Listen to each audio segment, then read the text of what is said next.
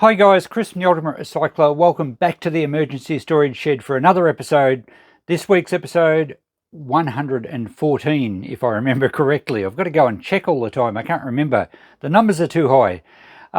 We got a really cool crate last week, which had a lot of timber stuff, bit of household things, a World War II German water canteen, some really cool stuff. So if you haven't seen this series, go and check out some of the episodes. There's everything in this shed, most of which I don't know or don't remember.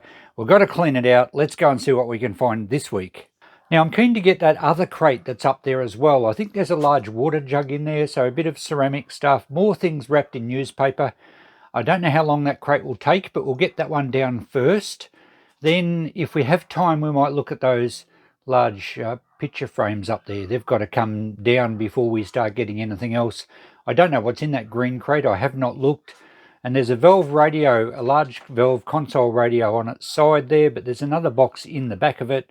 So we've got lots of boxes to get out at the moment, and I'm kind of enjoying a little bit of a break from electronics and computer stuff and shed things, although I do really like shed things, and I do really like all these vintage electrical items as well.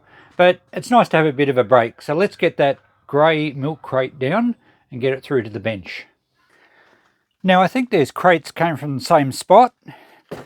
When I say the same spot, I don't know what spot that was, but it was obviously somewhere I cleaned out someone's house, someone's shed, sometime in the last 20 years, and it's been stashed aside to go through, you know, on a rainy day. Well, it's not raining today, but I do need to go through it.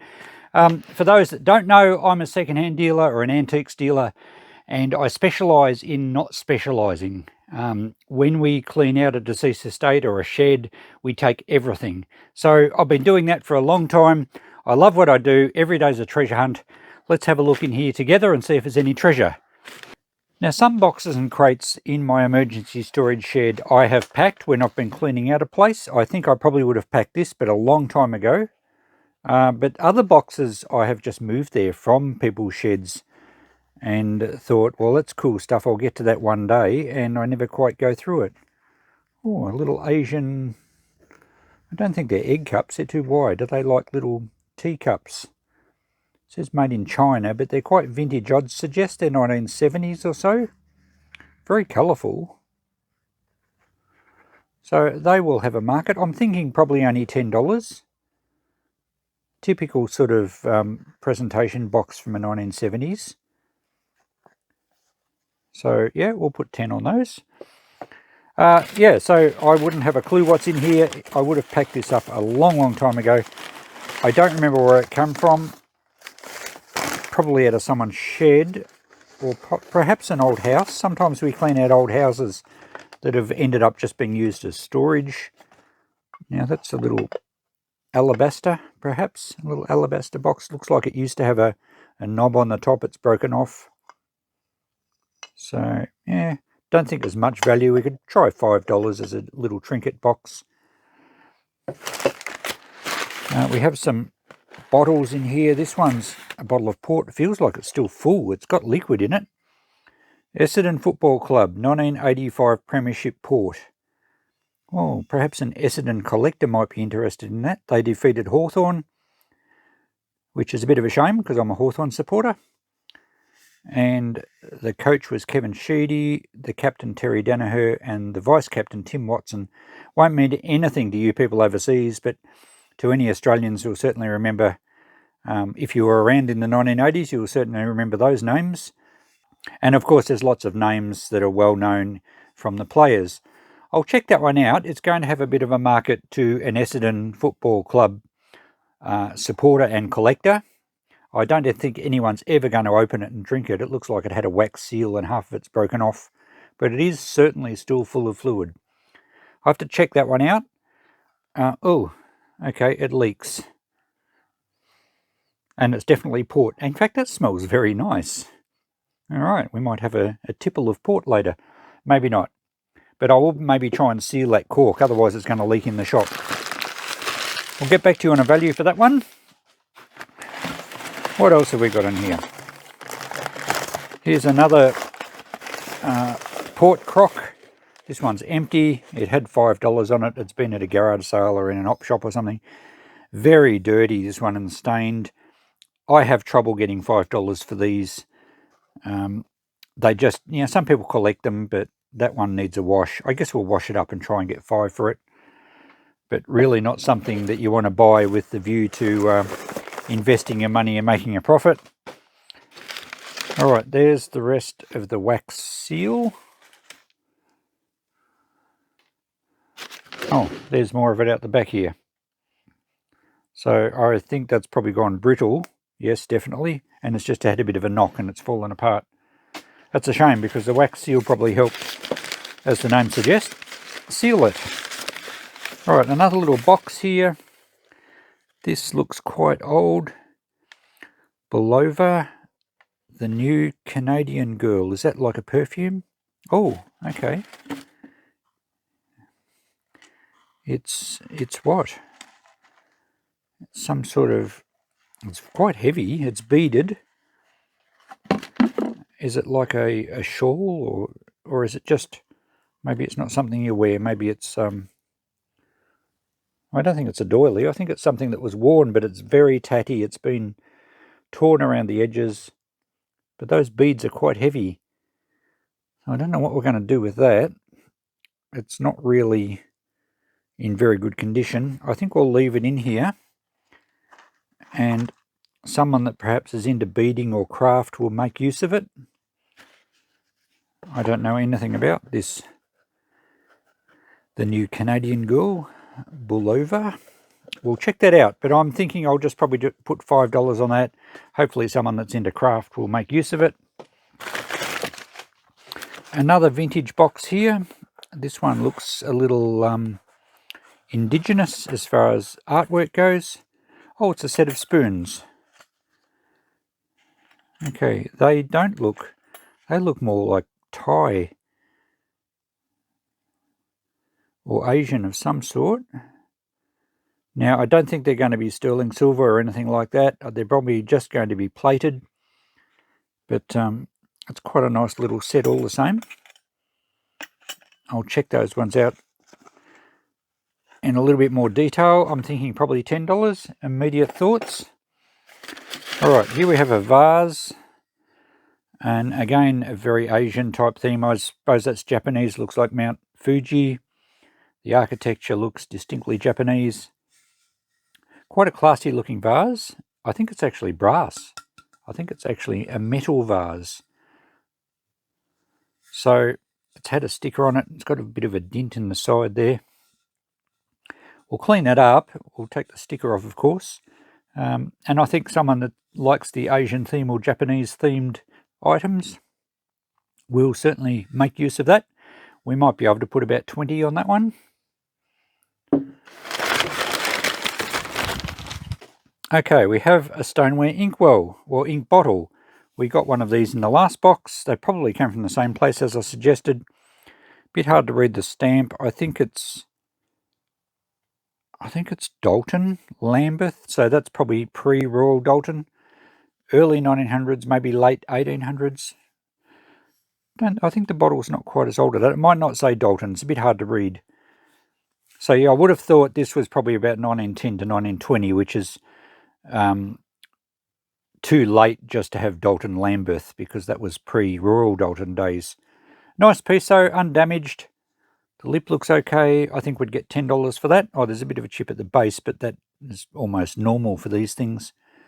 At least the spout's good. I think we'd get 10 for that ink bottle.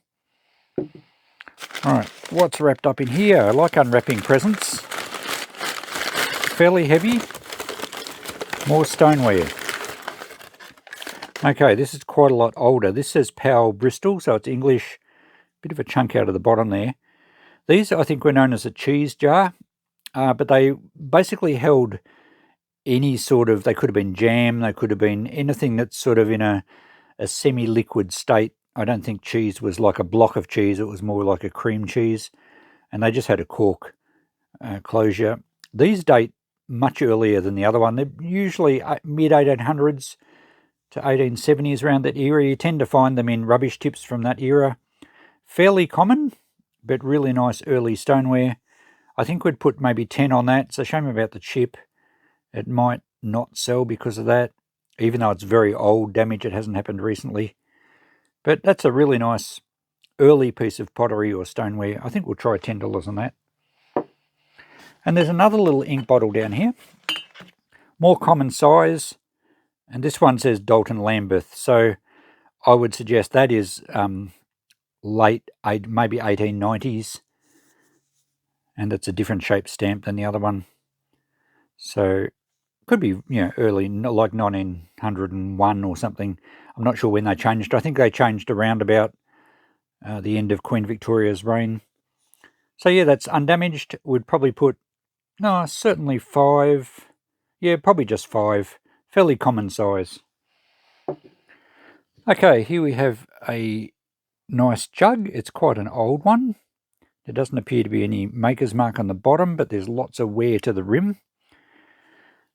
It's undamaged. The handle, I always look to see where the handle joins, because often the handles break off and people glue them back on. And sometimes the glue job is actually pretty good. But you can usually pick it. This one looks okay. There was a price on that, so maybe that was in a charity shop at some stage.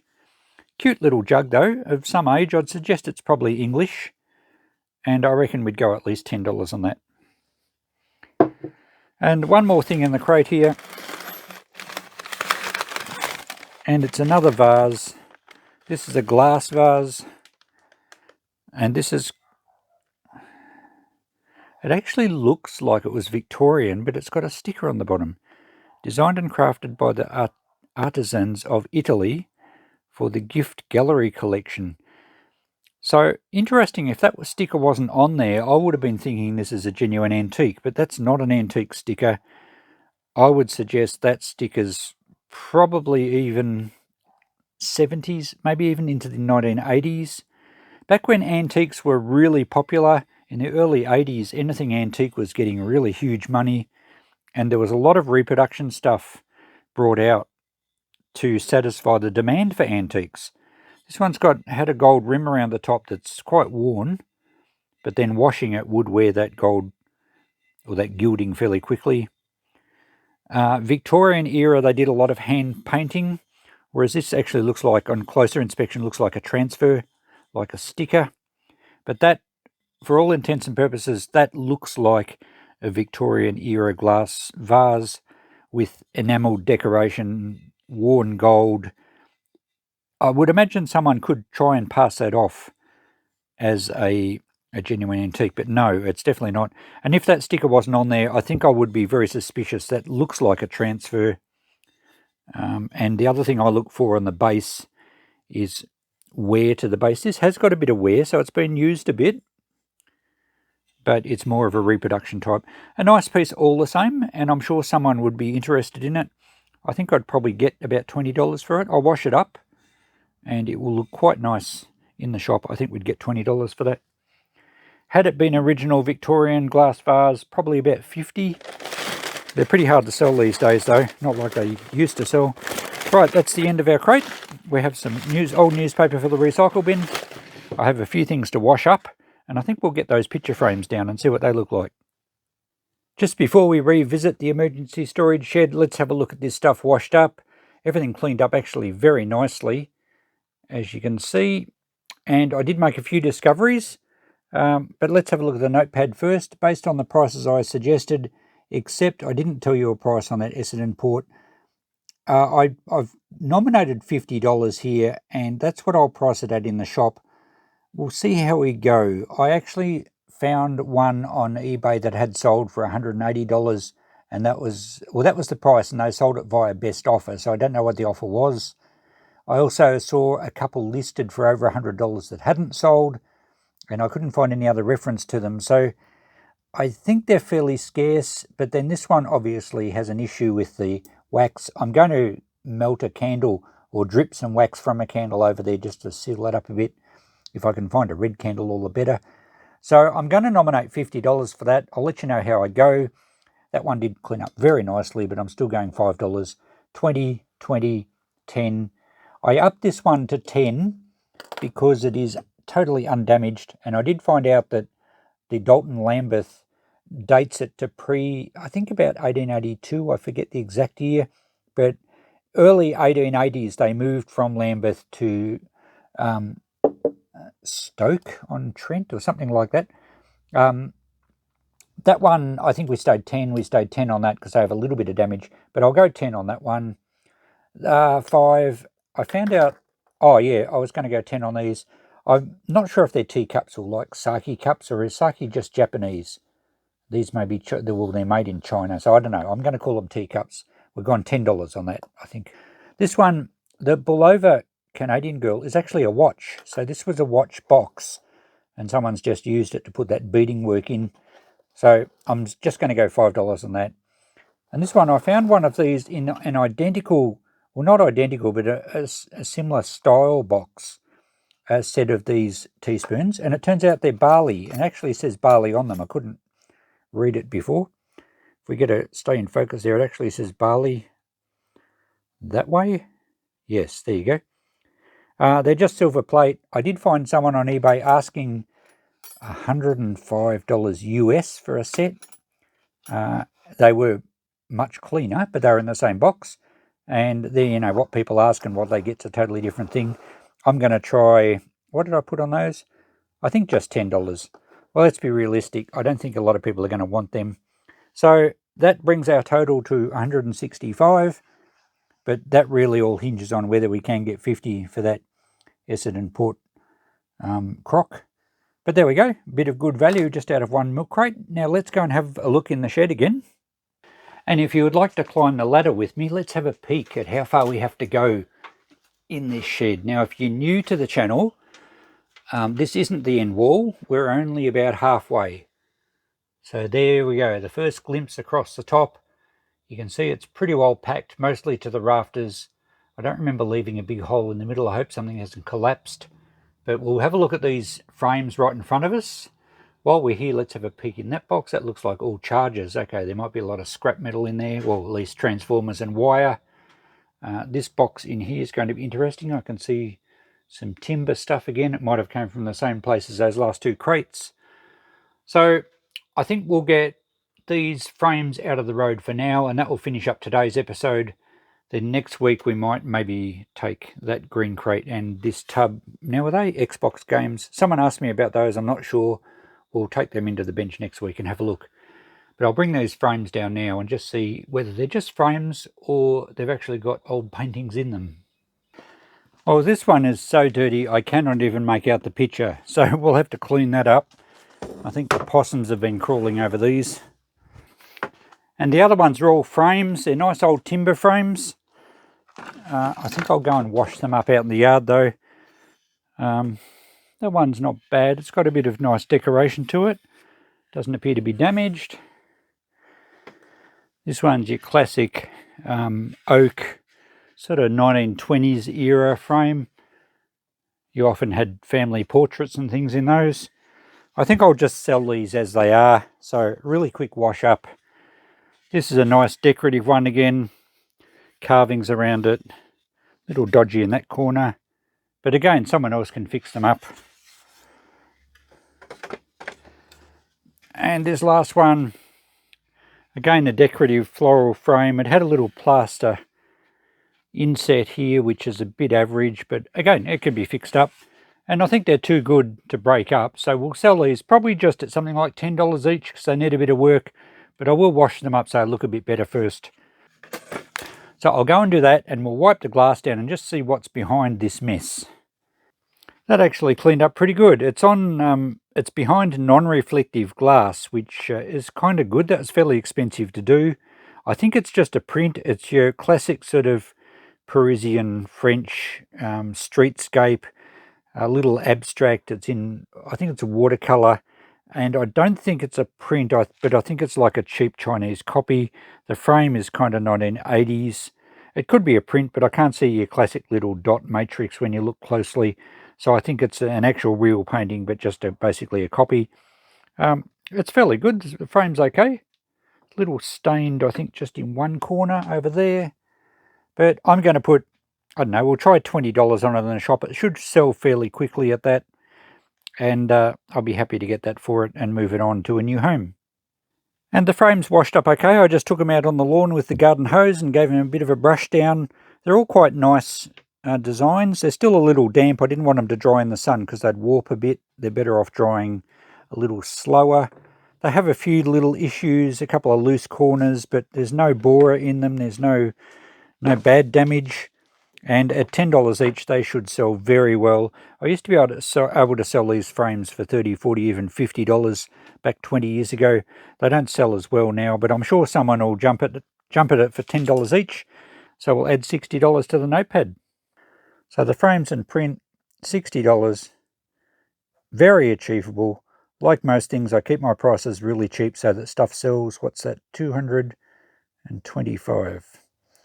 I don't want things hanging around. I want people to get bargains because then they'll come back to the shop and it's a win-win because really this stuff come out of someone's shed probably doesn't really owe me anything. So I'm very happy to pass things on cheaply. If that other painting turns out to be the real deal and a very valuable piece, good luck to someone, that's fine. Just don't come back and tell me. Selling counterfeit art? No way, I've been framed. No, it's not counterfeit. Well, if it's counterfeit, I didn't do it. And I'm selling it pretty much as a print. So there you go. I am totally on the right side of the law. Thanks for watching another episode. We are up to now $17,880, nearly at 18 grand. As you can see, I've priced things to sell pretty quickly, so just about everything sells. I haven't been back through the lists for previous weeks because a lot of it didn't get put in the shop straight away. We've just been so busy with other things, and I'm trying to keep up with that e-waste so that doesn't pile up. This sort of stuff, I don't mind if it hangs around in the shop for a while because it makes the shop look interesting. It's the sort of stuff I want to stock the shop with rather than secondhand toasters and kettles and other things like that. So we're not going to rush this stuff or discount it. I think it's priced cheap enough, and I'm sure you'll agree. And a lot of people love coming into the shop and seeing what's added each time. Thanks for watching, guys. We'll catch you in the next episode. Bye for now.